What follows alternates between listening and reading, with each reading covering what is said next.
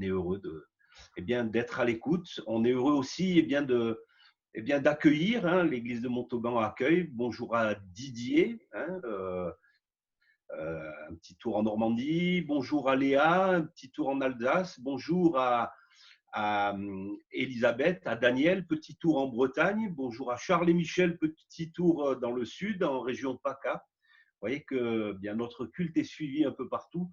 Et puis bonjour à tous les Montalbanais. Voilà, on va laisser la place maintenant pleinement à René Delattre. Bonjour tout le monde. Alors vous savez que dans les églises, on aime bien dire des Amen, des Alléluia. Et avec le Zoom, on le peut. En bas, vous avez réaction et vous avez la possibilité d'applaudir ou bien de dire Amen. Voilà. Vous pouvez dire Amen? Vous pouvez applaudir? Voilà, vous êtes devenus des champions du Zoom. Dernièrement, on m'a demandé quelle était ma profession. J'ai dit que j'étais zoomiste à temps plein parce que pendant le confinement, c'était 2, 3, quelquefois 4 zooms par jour et c'est un bon moyen, mais quand même vivement qu'on se retrouve tous de manière physique. Hein. Avant d'introduire et de lire ensemble la parole de Dieu, je voudrais vous demander si vous connaissez. Alors, attendez, je vais faire ça. Si vous connaissez ce site internet, voilà. Si je tourne la tête, c'est parce que je travaille avec 2 écrans. Est-ce que vous connaissez ce site qui est le site que nous avons mis en place pour cette heure de prière tous les mardis normalement? Vous avez donc des petites vidéos avec différents pasteurs. D'ailleurs, Philippe a participé à ça. Et puis, vous avez aussi un guide. Vous êtes prêt à passer 1 heure avec Jésus et c'est un guide qui vous accompagne sur cette heure, voilà, avec toutes les étapes et notamment une invitation à méditer un texte de la Bible selon une méthode qui date du XIIe siècle. Et personnellement, je le pratique, c'est vraiment très, très, très édifiant, très encourageant. Et puis, il y a toujours un temps de louange. Et je vous recommande aussi d'écouter ce chœur-là qui est magnifique et qui chante Via Dolorosa, le chemin de Jésus de Jérusalem à Gethsémané. Voilà, je vous invite aussi sur le nouveau site des Assemblées de Dieu avec toutes les informations concernant la famille d'église qui est la nôtre. Alors, je vais partager avec vous un texte ce matin que vous connaissez certainement bien, c'est celui-là. C'est le texte de la poutre et de la paille. Alors, attends, voilà. Je vais vous le lire. Est-ce que vous arrivez à voir là? Oui? Alors, ce texte dit « Ne jugez pas, afin que vous ne soyez pas jugés, car on vous jugera du jugement dont vous jugez, et l'on vous mesurera avec la mesure dont vous mesurez. Pourquoi vois-tu la paille qui est dans l'œil de ton frère, et n'aperçois-tu pas la poutre qui est dans ton œil? Ou comment peux-tu dire à ton frère, laisse-moi ôter une paille de ton œil, toi qui as une poutre dans le tien? Hypocrite, ôte premièrement la poutre de ton œil, et alors tu verras comment ôter la paille de l'œil de ton frère. Ne donnez pas les choses saintes aux chiens, ne jetez pas vos perles devant les pourceaux, de peur qu'ils ne les foulent aux pieds, ne se retournent et ne vous déchirent. Alors, on pourrait penser que Jésus a de l'humour quand il fait cette comparaison entre la paille et la poutre, une poutre dans un œil. C'est quand même assez comique. mais en fait, il utilise une figure de style qu'on retrouve dans si quelqu'un n'a pas de la haine pour son père ou sa mère, en comparaison à l'amour que nous devons avoir pour Jésus. C'est une figure par opposition, c'est pour mettre en évidence l'importance d'une chose qu'il utilise cette sorte d'hyperbole. Néanmoins, ça a inspiré des dessinateurs humoristiques, et avant d'entrer dans le texte, je partage avec vous. Par exemple, celui-là, vous voyez, il décrit la situation. Ça va faire mal une poutre dans un œil quand même. Hein. Il y a celui-là, les deux là, qui critiquent ou qui disent du mal du pauvre petit monsieur qui se balade avec une paille dans son œil, et eux, ils ont une poutre. Bon, leur poutre à eux, elle n'est pas très grosse. Hein. Et puis, lui, il se moque. Ah, l'autre, il a une paille dans son œil. Et puis, ce dessin-là, alors celui-là, il date du XVIe siècle. Ah, il avait quand même mis une belle poutre bien taillée. Elle est grande, hein? Alors, ce texte, je voudrais le partager avec vous parce qu'il est intéressant. Déjà, il se situe dans le Sermon sur la montagne. Et vous savez que le Sermon sur la montagne, comme d'ailleurs Matthieu 13, c'est cet endroit où Jésus nous parle du royaume. Tout à l'heure, on a chanté « Mets dans mon cœur quelque chose de nouveau ». Je crois qu'il faut qu'on sache que nous avons quelque chose de nouveau. C'est le royaume de Dieu. Et le royaume de Dieu, Jésus est venu nous l'enseigner. Ce sont des attitudes, ce sont des réactions, ce sont des motivations. C'est aussi une mentalité, la mentalité du royaume. Et c'est cette mentalité que nous voulons avoir. Et après avoir cité les béatitudes, Jésus va donner tout un tas d'exemples. Cherchez, vous trouverez, etc. On connaît. Et il y a ici la paille et la poutre. Cette parabole, vous remarquerez, ou cette hyperbole, elle est encadrée. Il y a quelque chose juste avant et quelque chose juste après. C'est pour ça que j'ai voulu vous lire du verset 1er au verset 6, pour qu'on comprenne bien qu'il y a cet encadrement. Alors, qu'est-ce qu'il y a avant? Juste avant, Jésus dit « Ne jugez pas ». Alors, c'est quoi juger? Juger, c'est évaluer l'autre. Et c'est dangereux de faire ça, c'est ce que Jésus nous montre, ce que la Bible nous montre, parce qu'en fait, déjà, il y aura les critères. Quels critères? Ben, inévitablement, ça va être mes critères à moi. Et avec mes critères à moi, je vais évaluer l'autre, c'est-à-dire je vais lui donner une valeur. Et cette valeur, en fait, ça sera la mienne, mais ce qui est dangereux, c'est que je vais l'enfermer dans cette valeur.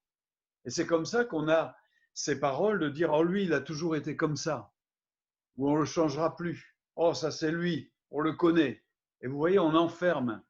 Et comme le royaume de Dieu, il est avant tout libérateur, on comprend déjà que en faisant ça, en jugeant, je vais enfermer l'autre et je ne vais pas permettre à la puissance du royaume de Dieu d'agir dans sa vie. Et puis après la parabole, Jésus dit « Ne donnez pas vos perles aux pourceaux, ne jetez pas vos choses saintes aux chiens ». Alors les chiens, à cette époque-là, ce n'étaient pas les animaux qu'on connaît aujourd'hui, hein, pour lesquels on construit des hôtels, il y a même des psychologues de chiens, etc. Non, le chien, c'était vraiment pas le bel animal, comme un peu le pourceau. Ne pas donner ces choses saintes. Mais justement, toute cette parabole, elle va nous rappeler ça. C'est qu'il y a quelque chose chez nous qui est naturel. Juger l'autre, c'est naturel. Quelquefois, on dit je n'ai pas besoin de 3 secondes pour savoir à qui j'ai affaire. Faisons attention à ce genre de choses, même si on a du discernement, parce que ça peut être dangereux. C'est naturel de juger. Et Jésus dit, maintenant, il y a une perle en nous. Et cette perle, c'est le royaume de Dieu. Et nous, eh bien, il va nous inviter, avec la parabole qui va nous amener, il va nous inviter à ne plus fonctionner de cette manière naturelle, charnelle, mais à utiliser la perle du royaume de Dieu qui, elle, va nous amener à de bien meilleurs résultats. Alors, cette parabole ou cette hyperbole, il y a une paille et une poutre. Alors, je voudrais vous dire quelque chose, c'est que ce message, il est très difficile à prêcher parce que paille, poutre, à tous les coups, je vais vous sortir la pâtre et la pouille. Et puis, juger, jugement, ça revient toujours. Il faut faire des efforts d'articulation en plus devant le Zoom. Alors, ne m'en veuillez pas si ma langue fourche dans cette parabole. Il y a la paille. Alors, il y a deux mots dans le Nouveau Testament qui sont traduits par paille. Il y a un premier mot qui parle de la paille, style la paille qu'on utilise pour boire une boisson, une limonade ou autre chose. C'est la tige de la paille qui est sèche. Et puis, il y a un autre mot qui parle, qu'on traduit ailleurs par la balle. C'est ce qui enveloppe la graine. Et quand on secoue, ça fait beaucoup de poussière. Et c'est de ça que Jésus est en train de parler. Donc, on a ici affaire à un homme, non pas comme on l'a vu sur les dessins, qui a une paille, mais il a une poussière dans l'œil, en fait. Je ne sais pas si vous avez déjà eu, oui, on a tous eu hein, une poussière dans l'œil. Ici à Narbonne, il y a souvent du vent et on a souvent une poussière dans l'œil. Alors qu'est-ce qu'on fait? Ben, c'est très gênant, on frotte les yeux, on essaie de se mettre des gouttes. C'est vraiment quelque chose de désagréable d'avoir une poussière dans l'œil. On pourrait dire aussi un caillou dans la chaussure, c'est le même genre de désagrément. La poutre, ici, le mot qui est employé, ça fait penser à une poutre de soutènement, quelque chose qui est capable de soutenir un bâtiment tout entier. Donc c'est vraiment quelque chose de gros et Jésus a vraiment forcé le trait pour nous parler de cela. Comment on peut arriver à avoir une poutre dans l'œil? Je vous pose la question. Ou comment peut-on arriver à vivre avec une poutre dans l'œil? C'est la faculté incroyable de l'être humain de s'habituer à tout, de s'accommoder à tout. Et ça lui donne à la fois une force et ça donne également à l'être humain une grande faiblesse. Parce qu'il y a des choses anormales auxquelles on finit par s'accoutumer, s'habituer. On a même des explications. Oh, tu sais, j'ai une poutre dans l'œil, mais j'ai une explication pour t'expliquer comment ça se fait que j'ai une poutre dans l'œil. Et finalement, ça peut paraître anormal, mais on s'y fait. On arrive à vivre avec. Alors, ce texte, je vais aller un peu plus loin dedans. De quoi il nous parle?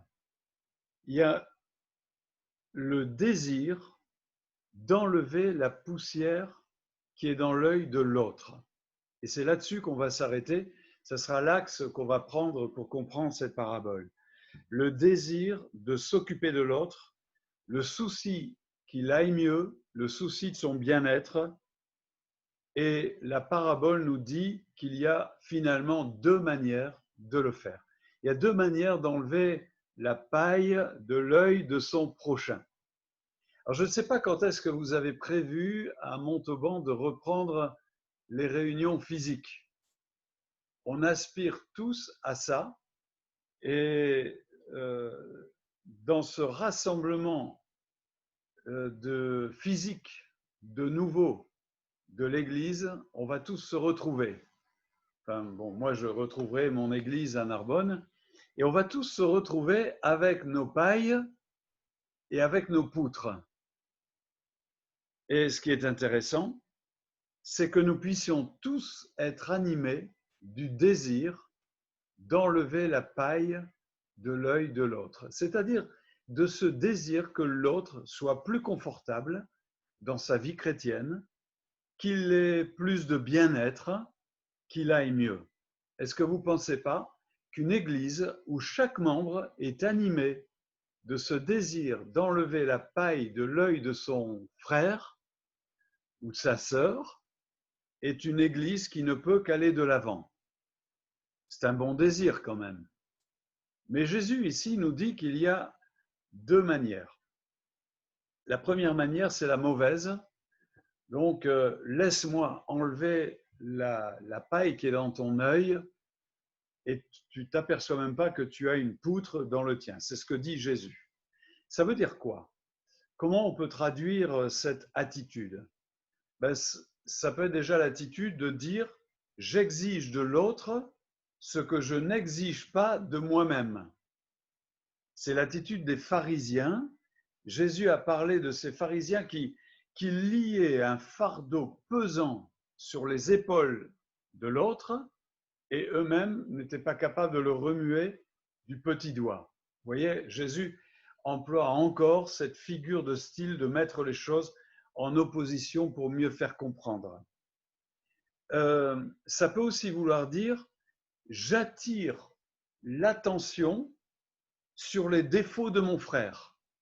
Oh, regardez, il a une paille. Et moi, je vais aller m'en occuper, je vais aller l'enlever. Mais en fait, le focus, là, il est mis sur la paille qui est dans l'œil de mon frère. C'est, par exemple, Noé. Noé, vous savez ce qu'il a fait quand ils ont débarqué avec l'arche? Il a planté une vigne et il s'est enivré. Il a oublié le petit slogan « à consommer avec modération ». Et puis, il s'est déshabillé et on a cet avilissement de la personne de Noé et un de ses fils l'a vu. Et qu'est-ce qu'il est écrit? Qu'il s'est empressé d'aller raconter ça à ses frères. Et en faisant ça, il a perdu la bénédiction. Ça doit nous faire réfléchir et c'est un passage qui est même intéressant pour les enfants par rapport à leurs parents. C'est intéressant de méditer ce passage avec des ados, avec des jeunes. J'attire l'attention sur les défauts de mon frère. Vous connaissez tous cette image quand je montre le défaut de l'autre, ce qui se passe. J'ai un doigt qui pointe vers l'autre et j'en ai trois qui pointent vers moi. C'est quelque chose qu'il est bon de se rappeler quelquefois. Et puis, ça veut dire aussi, cette mauvaise manière, c'est je construis ma relation avec l'autre sur la mise en évidence de ses défauts. C'est-à-dire, je lui rappelle tout le temps, il se sent rabaissé en ma présence. Est-ce que vous connaissez des gens, quand vous êtes avec eux, vous vous sentez tout le temps rabaissé? Ils se sentent tellement forts, ils se sentent tellement bien, ou ils ont une manière, ils ne le disent pas directement, mais ils ont une manière de vous rappeler vos défauts, de vous rappeler vos limites, de vous rappeler ce qui ne va pas chez vous, sans le dire. On frise même ce qu'on appelle le narcissisme. Vous savez, c'est ce qui peut conduire au harcèlement. Une manière de relation, une sorte de relation qui fait que vous êtes toujours rabaissé. J'exige de l'autre ce que je n'exige pas de moi, j'attire l'attention sur les défauts de l'autre, je construis ma relation sur la mise en évidence des défauts de l'autre. Eh bien, Jésus va donner un nom à cela, puisqu'il va dire hypocrite. Cette mauvaise manière d'enlever la poussière de l'œil de l'autre ou de dire vouloir le bien de l'autre, cette mauvaise manière, Jésus appelle ça l'hypocrisie. Est-ce que vous savez d'où vient ce terme hypocrite? Quelle est l'origine du mot hypocrite? L'origine du mot hypocrite, il faut remonter dans le théâtre grec, théâtre antique. Et dans le théâtre antique, quelquefois, les troupes de théâtre n'avaient pas toujours les moyens. Quand il y avait beaucoup de personnages dans une pièce de théâtre, ils n'avaient pas toujours les moyens d'embaucher autant d'acteurs qu'il y avait de personnages. Alors, on demandait à certains acteurs de jouer plusieurs personnages. Et quelquefois, on leur donnait un masque. Pas un masque pour le Covid, mais un masque pour montrer qu'il s'agissait d'un autre personnage. Et ces acteurs qui jouaient plusieurs personnages, on les appelait les hypocrites. Et à l'époque, ça n'avait pas cette connotation négative que Jésus a amenée, mais c'était simplement une sorte d'acteur du théâtre grec. On comprend aujourd'hui l'hypocrite, c'est celui qui joue un rôle qui n'est pas le sien, c'est celui qui a plusieurs facettes. Alors, Jésus va nous montrer quelle est la bonne manière, et c'est celle-là, bien sûr, que nous allons retenir ce matin. Ce qu'il faut rappeler tout d'abord, c'est qu'il y a quelque chose de bon, c'est le désir de vouloir enlever la poussière de l'œil de l'autre. Ayons ce désir, nourrissons-le dans nos relations les uns avec les autres. C'est une motivation qui est noble dans l'Église, de vouloir enlever la poussière de l'œil de l'autre, de vouloir élever l'autre. Et c'est le sens du mot supporter. Quand il est écrit supportez-vous les uns les autres, il y a ce double sens. À la fois, supporter, ça veut dire endurer l'autre, faites avec, voilà, il est là, c'est comme ça. Mais ça veut surtout dire supporter dans le sens du supporter dans les stades. Supporter veut dire porter l'autre au-dessus de soi-même. C'est ça que ça veut dire. Et ça, c'est vraiment une super motivation qui doit habiter nos cœurs. Et déjà, on se prépare à se retrouver physiquement et on veut installer cette motivation dans notre cœur. Alors, qu'est-ce qu'il dit de faire? Eh bien, il dit, premièrement, Jésus dit, si tu veux enlever la poussière de l'œil de ton frère, tu dois installer un premièrement dans ta vie. Et ce premièrement, c'est ôte la poutre qui est dans ton œil. Ça doit être un premièrement, une priorité, quelque chose d'important. C'est quoi? Qu'est-ce que ça signifie?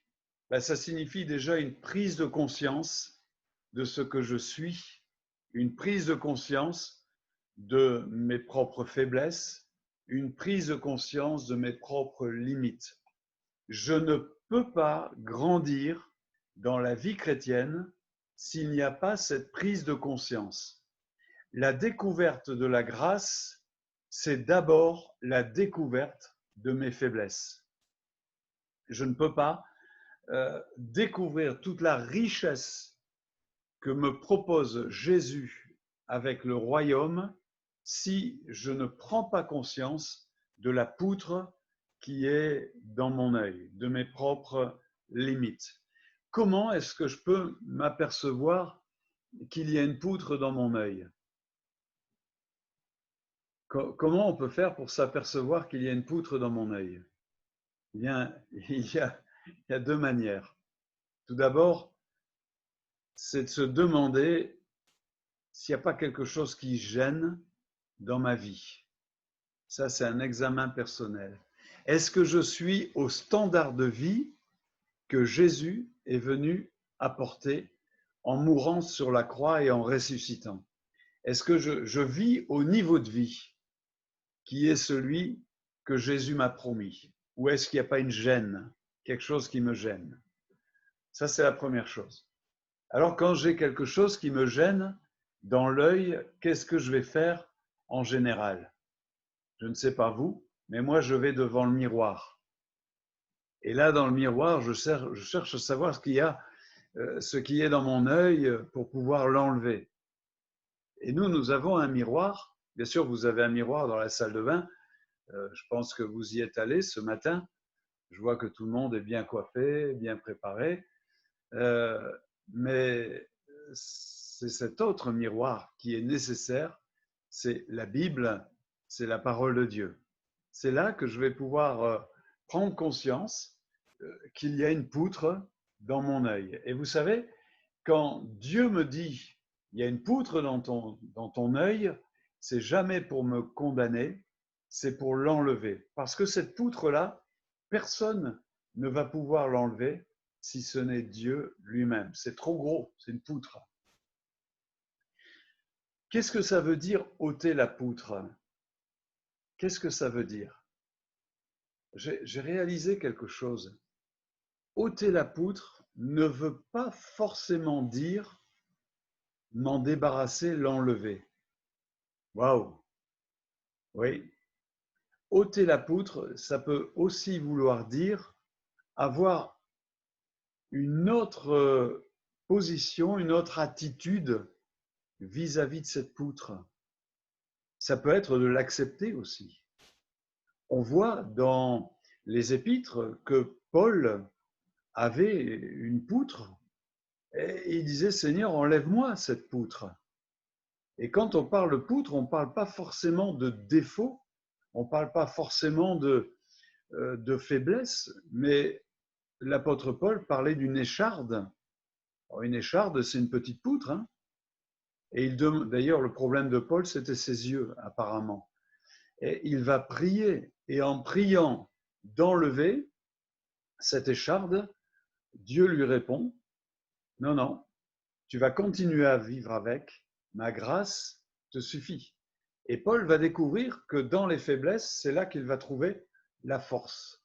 Donc quand Jésus dit enlève la poutre, ça veut dire occupe-toi de ce problème et soit fais-le disparaître, soit aide-moi à le faire disparaître, ou soit aide-moi à te donner une attitude victorieuse par rapport à cette poutre. Et ensuite, le troisième point, pour la bonne manière d'enlever la poussière de l'œil de l'autre, c'est tu verras comment. Toute la différence est là. Dans la mauvaise manière, c'est il fonce sur l'autre, laisse-moi enlever la paille. Et ici, Jésus dit, tu verras comment. On est quand même dans quelque chose de plus subtil, de plus habile, de plus adroit, dans quelque chose où il y a plus de prévenance, plus de prise en compte de la personne de l'autre. Tu verras, il y a déjà du discernement. Et puis dans le comment, il y a comme une anticipation, il y a comme, on va dire, quelque chose qui vient de l'amour en fait. L'amour a toujours des petites subtilités, des petites idées, c'est créatif, des petits trucs pour savoir comment aller aider l'autre, comment l'aborder, comment l'approcher. Je me souviens de quelqu'un qui avait à cœur d'aider son prochain, d'ailleurs ça me rappelle une autre idée, quelqu'un qui avait à cœur d'aider, ne savait pas comment faire. Et puis cette personne, c'était une dame très malheureuse, et cette personne avait eu cette dame chez elle comme employée de maison. Et elle a invité, vous viendriez pas boire une petite tasse de café à la maison? Et puis, elle invite cette personne et elle lui dit, tiens, j'ai une belle chanson à vous faire écouter. À l'époque, c'était Dany et Moïse. Elle fait écouter Dany et Moïse. Et puis de là, la conversation arrive et elle a pu enlever la poussière délicatement. C'est ça qui vient. Tu verras comment. Tout est dans ce tu verras comment. Quelquefois, on arrive avec nos gros sabots, mais le fait de travailler sur ma propre poutre va me donner cette sensibilité qui fera tu verras comment. Alors, je vais m'arrêter là. On aurait peut-être certainement d'autres choses à dire, mais nous allons vers un retour à la normale de la vie de nos églises. On a passé une période qui est unique dans l'histoire de l'humanité. Je crois que les églises ont beaucoup appris. Comme je le disais dans la feuille de prière ou dans la vidéo, c'est pas la fin du monde, mais c'est certainement la fin d'un monde. Et si nous voulons nous retrouver, je crois qu'il faut qu'on ait vraiment ce désir de veiller les uns sur les autres. Et si on s'aperçoit qu'un frère ou qu'une sœur se frotte les yeux, alors c'est de notre devoir d'aller ôter la paille, pardon. Je savais que je le ferais, d'aller ôter la paille. Quelquefois, on pense que c'est au pasteur de le faire. Quelquefois, on pense que c'est à certains anciens. Je crois que c'est à nous tous, qui que nous soyons, d'être attentifs au bien-être, au confort spirituel de notre frère ou de notre sœur. Et je voudrais vous laisser ce verset avant de terminer. alors que je retrouve je retrouve plus la petite souris là. Voilà, je vais partager de nouveau. Et puis je vous laisse ce dernier verset. Voilà le partage. Hop. Alors,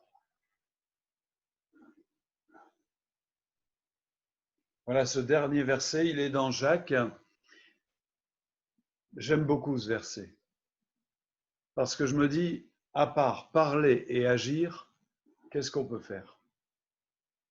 Alors Jacques, au lieu de nous dire faites tout, il dit parlez, agissez. À part parler et agir, on peut penser. Mais en général, si on parle, c'est qu'on a pensé. Il vaut mieux. Et si on agit, c'est qu'on a pensé également, comme devant être jugé par une loi de liberté. On est vraiment dans le royaume de Dieu là. C'est plus une loi de condamnation. C'est plus parler et agir pour condamner, mais c'est parler et agir pour enlever la paille, pour libérer l'autre. Et Jacques dit ici, si on n'a pas expérimenté pour soi-même la miséricorde, c'est-à-dire si on n'a pas traité le problème de notre propre poutre, et si on n'a pas trouvé la grâce et le pardon de Dieu, alors on sera sans miséricorde pour les autres. Et on retrouve ici l'encadrement de la parabole avec le jugement. Mais aujourd'hui, nous avons une perle en nous. Cette perle, c'est notre salut, c'est la grâce de Dieu, c'est toutes ses promesses. Et avec cette perle, on peut faire quelque chose qu'on ne pouvait pas faire avant, parce qu'avant, notre nature, notre péché nous amenait à juger l'autre, à le condamner. Et aujourd'hui, cette perle va nous amener à l'élever, à pouvoir le faire grandir, à enlever la paille qui est dans son œil. La miséricorde triomphe du jugement. Que Dieu m'aide, que Dieu vous aide, que Dieu nous aide tous et qu'il vous bénisse. Amen. Merci Seigneur. Merci pour votre attention.